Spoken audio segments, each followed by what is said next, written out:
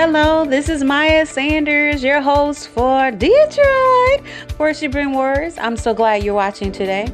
We have some exciting information coming up, biblical scriptures, supernatural experiences, and dancing. Our goal is to war and pray for others outside of the church through arts, especially in dance ministry.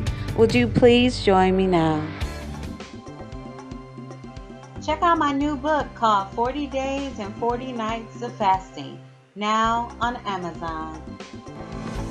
If you're looking for a Christian-based social media, then you found it at thegoodbook.network.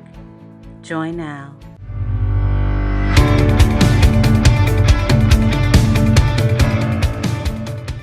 Hey, you're watching Detroit Worshiping Warriors, and I'm your host, Maya Sanders.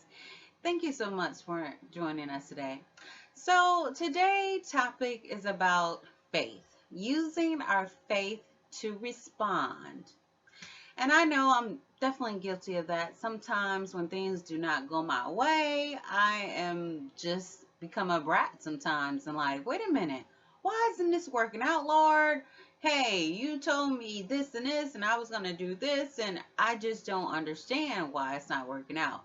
So a lot of times, I believe that God tests our faith, tests us to say, hey, where's your faith at? Like, you have to continue to have faith in every situation because it's faith that saved me. It's faith that saved you. So we sometimes have to be reminded because, God is our Father and we are His children. And fathers supposed to discipline their children, right? And so that's a lot of times that what goes on. So we're actually going to jump in the character of Job because Job definitely had his faith tested. If you guys don't know about Job and all the stuff that he lost and regained, you're about to hear part of that now. Okay, so we're going to start with the Job second. And it says, again, there was a day when the sons of God came to present themselves before the Lord. And Satan came also among them to present himself before the Lord. So I'm going to stop right there for a second because I thought it was very interesting that Satan still had the ability to even come before and approach the Father. Because I would be like, okay, I'm not talking to you. Like, once you betrayed me and tried to take over stuff and I kicked your butt out of heaven, what is there to talk about? But see, what is there to talk about is Satan cannot do anything, nothing, without God's permission. Yep. So think about all the stuff that you went through. Maybe there were tests. Maybe you was in disobedience. Maybe you were in sin. But all these things that happen, Satan can't do nothing without permission. He has to get permission by God to do anything. And for me, that's like, yay, yay. Because if God allows Satan to do something, you should be victorious and praising God because you know at the end of whatever it is, you are going to be victorious because God is perfect and God is victorious every time. It's not that God is like, hey, okay, I don't want to talk to you because I'm afraid of you, or I don't want to talk to you because I'm influenced by you. No, no. So I don't know. That just made me rethink about just the like bad times and tests and struggles that I've been through in my life, right? Just something for you to think about. Okay, so second Job second, and the Lord said unto Satan, from where did you come from? Like where were you going? Of course I'm using my own words. And Satan answered the Lord and said, well, I was going from and going to and from around the earth, walking up and down it. That's what I've been doing. And so again, let me stop right here. So again, immediately the Lord asked where Satan was, and Satan answered immediately. Satan wasn't like, okay, I don't want to tell you. I don't want to talk to you. It was the fact that he had to answer the Lord. He had to tell him what he was doing, even though the Lord already knew, because the Lord knows everything, right? So, and the Lord said unto Satan, hast thou considered my servant Job? Okay, so God suggested Job. Satan didn't suggest him, but God suggested him. Like, have you considered Job, right? And that he said, and the Lord said unto Satan, have you considered my servant Job, that there is none like him in the earth, a perfect and upright man, one that fears God and hates evil. And still he hold fast his integrity, although they move me against him to destroy him without cause.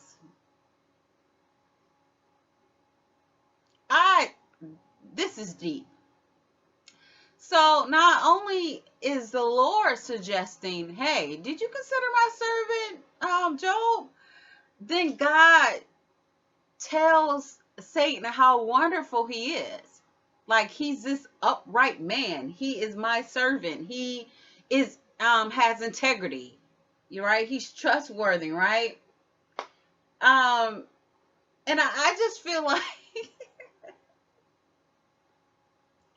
for me, I just feel like Satan is just so stupid, because God is telling you, okay, my servant is all these wonderful things. Like, you're just a dummy. I'm telling you that he's all these wonderful things.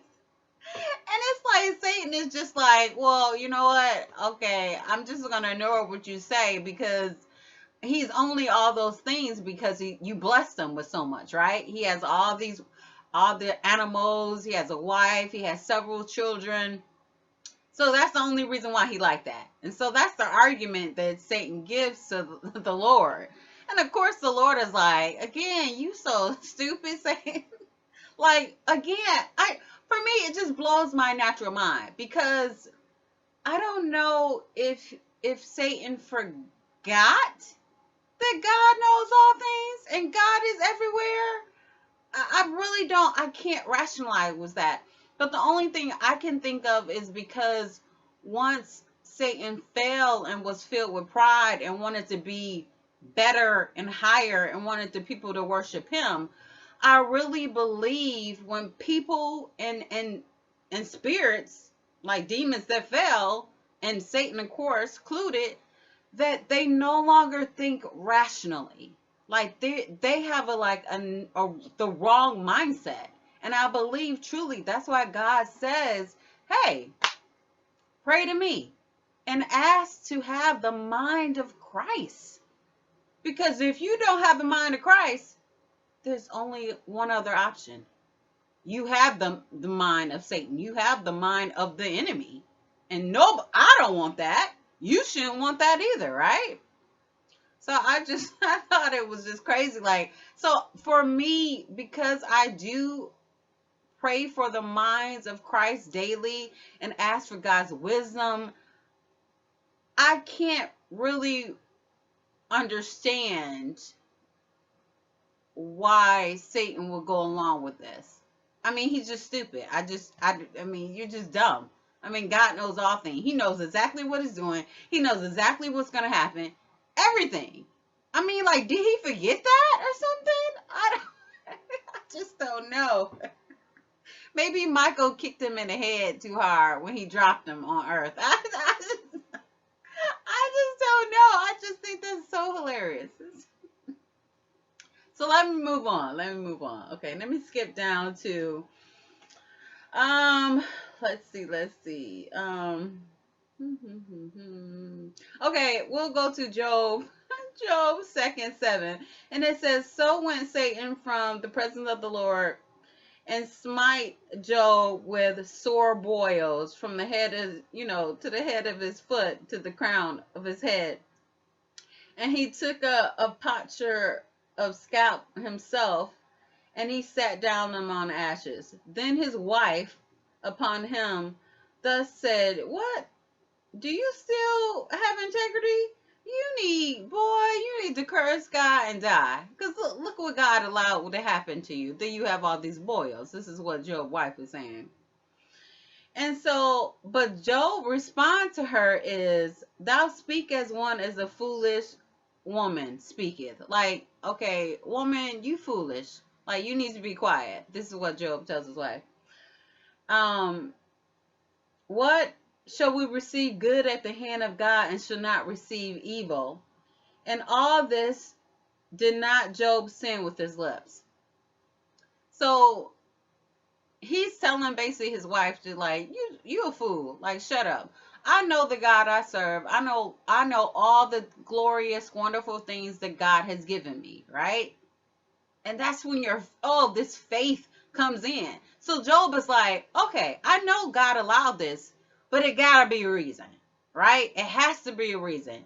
And Job is standing on his faith about what God is doing. And we all need Job faith.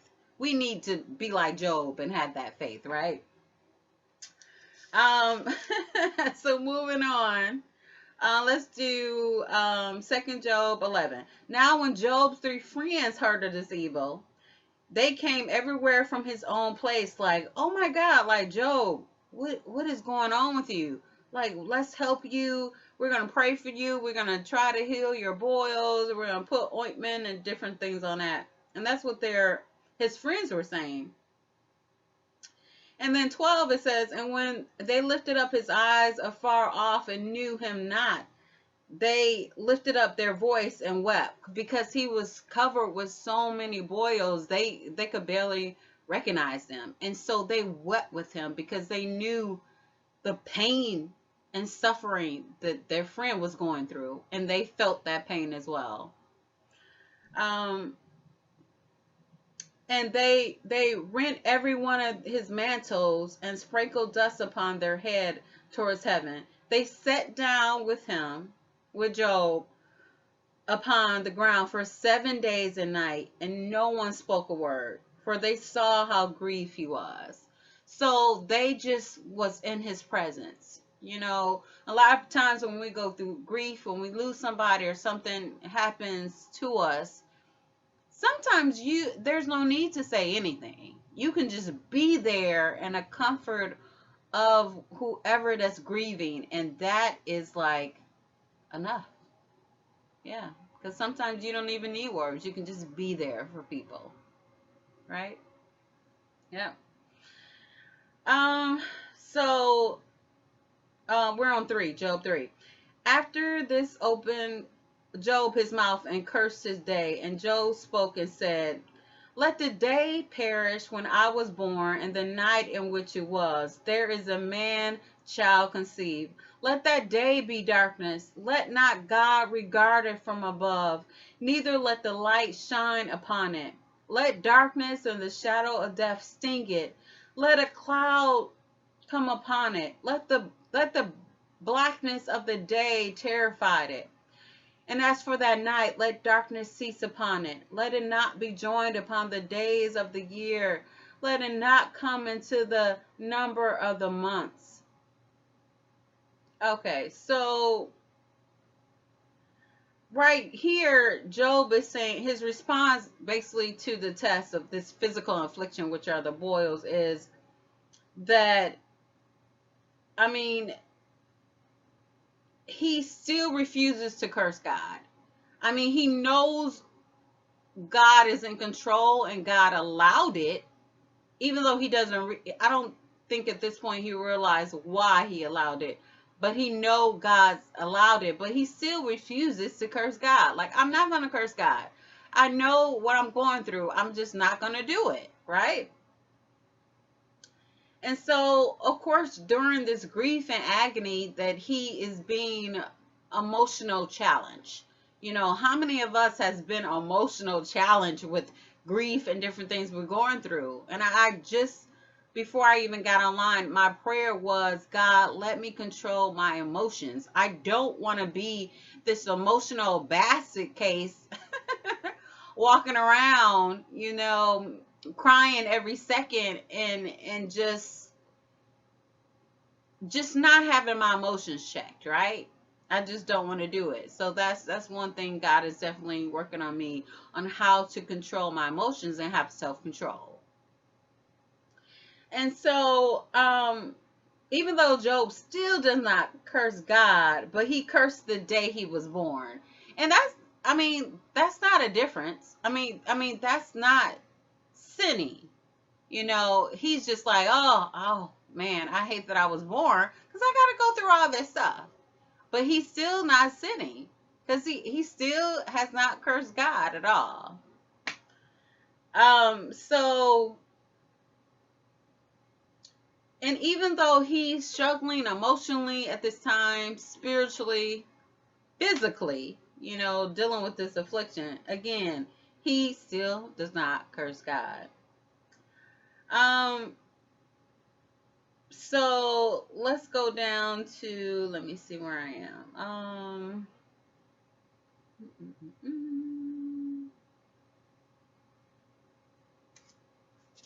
I think we're still in Job. Oh, we're in Job 4 now. Wait, let me double check. I don't want to miss anything.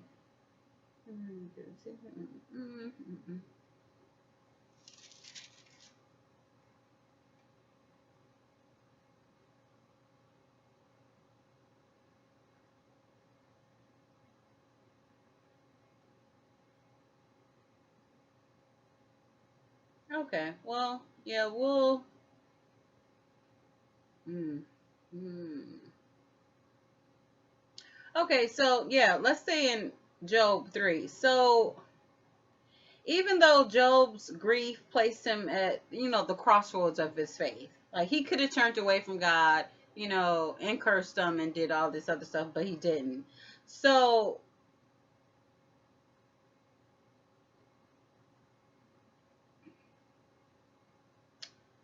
Job was driven back to the basis of his faith for God. He realized that he did have two choices. He could curse God and just give up, like I said, or he can trust God and draw strength from him to continue. And that's what Job did. He chose he chose door number 2, to trust God, to give him the strength to continue. And that's what God did. So through all the things that, I'm we're short on time, so I'm not gonna be able to read all the things that happened with Job, but just summing up, he ended up losing all his kids. All his kids died. He lost all his animals and his property. Like his wife was spared, and I believe his wife was spared because she was kind of a pain, like a pain in his butt, because she was the one that was trying to convince him to curse God. So I think she was just there as another aggravating test to get through or ignore. So, but at the end, God gave Job back 10 times of things he lost. So he had more children, he had more girls, had more sons, had more land, had more animals, and he was fine after that. Yeah. So, and after reading Job, it really made me humble and honored and thankful. Well, the fact, because I haven't lost everything. Like, I lost things, but I haven't lost everything at once. And hopefully I won't have to. But I've definitely been tested. I've definitely been tested a lot of times with my faith. So, for example, when I was going through a lot right before I joined the military. my fiance had cheated on me and I was going to just do crazy of things, because, and it was definitely a faith test, because we had prayed and we had thought we heard the Holy Spirit says, yes, um, you two can be married. There was a peace that came upon us about it. And but it was like the wrong timing at the time, I believe. And so when that happened and he cheated on me and we didn't end up married, I felt that I lost my faith. I felt that I didn't hear God after all. Like, I was hearing a familiar spirit, a demonic entity that was telling me all this time, trying to get me to marry someone that I didn't even supposed to marry. These were all the thoughts that came to mind. And then one day when I was like really depressed, I had moved back home and I was really depressed in my parents' house, and I was depressed for a while, probably for like a month. And so one day I went to the Father and said, you know what, Lord, I'm tired. I'm tired of being depressed. I have to get through this. Like, please, Father, give me some hope to get through this, right? And so when I was praying, I kept saying, Father, why did you let this happen? Why did this have to happen, like, to me? Like, why is this continuing on? I thought I knew you. I thought I knew your voice. I thought I knew what you said. Everything was going perfect. And so the Holy Spirit had to remind me and said, Maya, remember that I've given my people a gift, and that gift is choice. So my ex-fiance did not choose me. He chose to cheat on me and marry somebody totally different. And so when I finally came to the realization of that, I'm like, oh my God, okay, so I do hear you. Like, I'm not crazy. The things that you wanted to happen was in your will, but he chose not to be in God's will. And that's what happened. And so finally, when I got that, I was like, oh my God, I've been wasting a month over this fool and being all sad. Being all sad and crying and stuff. And so I don't know, it's crazy. It's like when you look back of all the things that God brought you through, you're like, dang, I was a dummy. I was a fool. Why did I act like that? Why didn't I see this before? But again, it's God like teaching us stuff. Like we have to get from glory to glory. God is always teaching us stuff, and we should have a teachable spirit in order to take the discipline, the beatings that the Father gives us. So yeah, that was a hard lesson I had to learn too. And I'm grateful because I mean, like, again, God knows everything. God knew that was going to happen. He knew what I was going to go through, my respond and everything like that. And so he was just preparing me really for my real husband, my husband that would honor and love me and adore me and respect me. And that's what happened. Yeah. So a couple years later, yep, I met my husband. Yeah. So we're running out of time, and you're watching Detroit Worshiping Warriors, and I'm your host, Maya Sanders. God bless and keep dancing. Bye. Detroit Worshiping Warriors are looking for you. Yes, we need volunteers to help with our events. Additionally, if you need to promote your Christian-based business or product, we can help that as well. We will promote your business or product on our show beginning Monday, August 31st, 2020 at 4:30 p.m. on the PreachTheWordNetwork.com. For further information, contact me, Maya Sanders, at www.